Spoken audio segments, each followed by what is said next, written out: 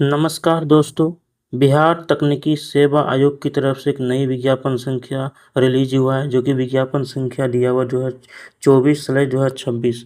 विज्ञापन संख्या जो है खाद्य विश्लेषक पद पर नियुक्ति हेतु दिया गया है। तो इस विज्ञापन संख्या के अनुसार जो ऑनलाइन फॉर्म जो है 20 मई 2026 से ही शुरू हो चुका है और 19 जून 2026 तक इसका आवेदन लास्ट किए जाएंगे। उसके बाद इसमें जो है पद नाम जो है खाद्य विश्लेषक के नाम से है। वेतनमान जो है आपका लेवल 9 का जॉब है और ग्रेड पे जो है 5400 का है। इसमें शैक्षणिक योग्यताएं दी गई है।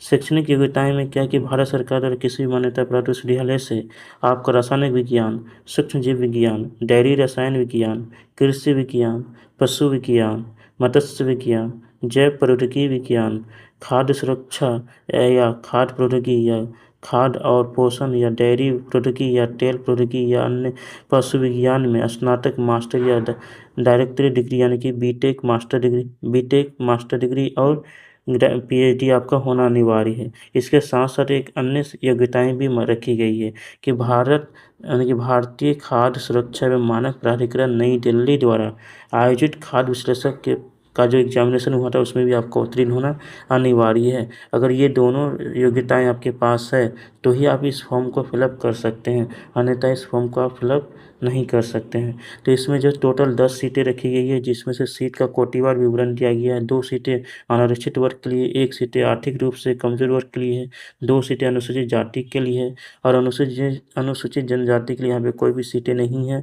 उसके बाद अत्यंत पिछड़ा वर्ग के लिए 3 सीटें हैं, पिछड़ा वर्ग के लिए 2 सीटें हैं। इस तरह से 10 सीटें रखी है जो कि क्लासिफाइड कोटिवार किया गया है। इसमें से महिला का जो 35% आरक्षण है वो 0 रखा गया है।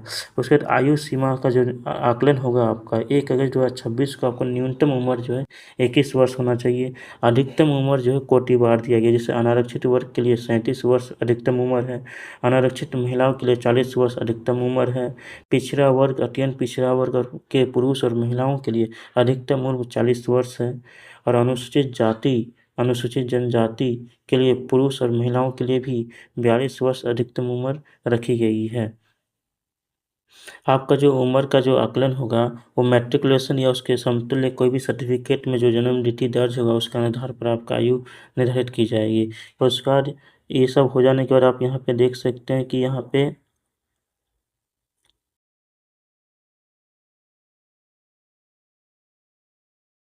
पे आवेदन शुल्क जो है सभी कोटि के लिए 100 रुपये निर्धारित किया गया है।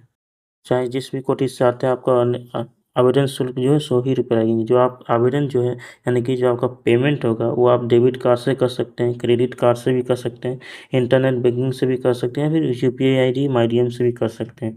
तो हम लोग आते हैं आप सिलेक्शन प्रोसेस क्या रहेगा इसमें। तो चयन की प्रक्रिया जो है लिखित प्रतियोगिता परीक्षा के आधार पर अभ्यर्थियों का चयन होगा, जिसमें से टोटल 100 अंक होंगे। कंप्यूटर बेस्ड टेस्ट होगा, 100 अंक होंगे और 100 प्रश्न होंगे जो कि 4 ऑब्जेक्टिव दे रहेंगे आपका। तो प्रत्येक अंक सही होने पर आपको 1 अंक दिए जाएंगे और गलत होने पर आपको 0.25 नंबर डिडक्ट कर लिए जाएंगे। ये एग्जामिनेशन जो मल्टीपल शिफ्ट में होगा, जिस वजह से यहाँ पे नॉर्मलाइजेशन की भी प्रक्रिया अपनाई जाएगी। तो इसमें जो मिनिमम पास करने का जो क्राइटेरिया 40% सामान्य वर्ग के लिए है, पिछड़ा वर्ग के लिए 36.5% रखा गया, अत्यंत पिछड़ा वर्ग के लिए 34% है, अनुसूचित जाति अनुसूचित जनजाति महिलाओं तथा जो दिव्यांग कोटा में आते हैं उसके लिए 32% निर्धारित किया गया है। इतना आपका मिनिमम मार्क्स लाना अनिवार्य है और आपका फाइनल मेरिट जो है सीबीटी बेस्ड के आधार पर ही होगा। जितने अच्छे मार्क्स लाएंगे उस आधार पर होगा, ठीक है। उसके बाद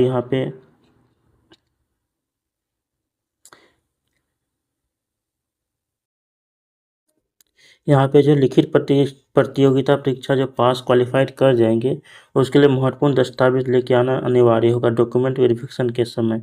तो यहाँ पे महत्वपूर्ण निर्देश दिए गए हैं, जैसे कि यहाँ पे आपका मैट्रिकुलेशन का मूल प्रमाण पत्र लगेगा। आप जिस भी शैक्षणिक योग्यता से मास्टर डिग्री या बीटेक डिग्री या फिर पीएचडी किए वो आपको लगेंगे। साथ ही साथ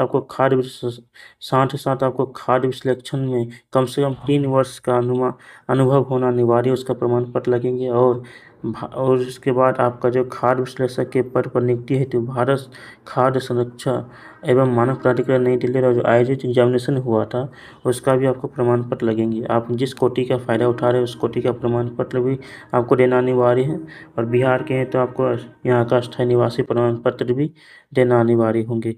ये सब सारा चीज़ आपको डॉक्यूमेंट वेरिफिकेशन के समय भी लगेंगे और अप्लाई करते वक्त भी आपको लगेंगे। तो फॉर्म को आप ऑनलाइन कैसे कीजिएगा, तो आपको अपने क्रोम ब्राउज़र पे जाना है। यहाँ पे आपको लिखना है BTSC बिहार। BTSC बिहार को सर्च करते वक्त आपका जो यहाँ पे वेबसाइट खुलेगा btsc.bihar.government.in, इसको आपको क्लिक कर देना है। इसको क्लिक करते हुए अगर आप PC में ओपन किए तो आपको लेफ्ट साइड में यहाँ पे रिक्रूटमेंट का ऑप्शन दिखेगा। अगर आप मोबाइल से ओपन किए हैं तो आपको राइट साइड में 3 डॉट दिखेगा, वहाँ पे क्लिक कीजिएगा तो आपको रिक्रूटमेंट का ऑप्शन दिखेगा। तो आपको रिक्रूटमेंट के ऑप्शन पर चले जाना है। सिंपली रिक्रूटमेंट के ऑप्शन पर क्लिक करने के बाद यहाँ पे आपको एक नया इंटरफेस ओपन हो जाएगा। यहाँ पे देख सकते हैं advertisement for regular appointment to the post of food, ये सब दिया हुआ है। यहाँ पे आपको यहाँ पे एक बार डॉक्यूमेंट को पूरा देख सकते हैं, डिटेल डॉक्यूमेंट है यहाँ पे। उसके बाद इसको देखने के बाद आपको जैसे बैक हो जाना है, तो फिर यहाँ पे अप्लाई लिंक के ऊपर क्लिक करना है। अप्लाई लिंक के ऊपर क्लिक करते ही आपको नया इंटरफेस ओपन हो जाएगा और यहाँ पे आपको सबसे पहले कैंडिडेट रजिस्ट्रेशन करना होगा, इसके ऊपर क्लिक कर देना है।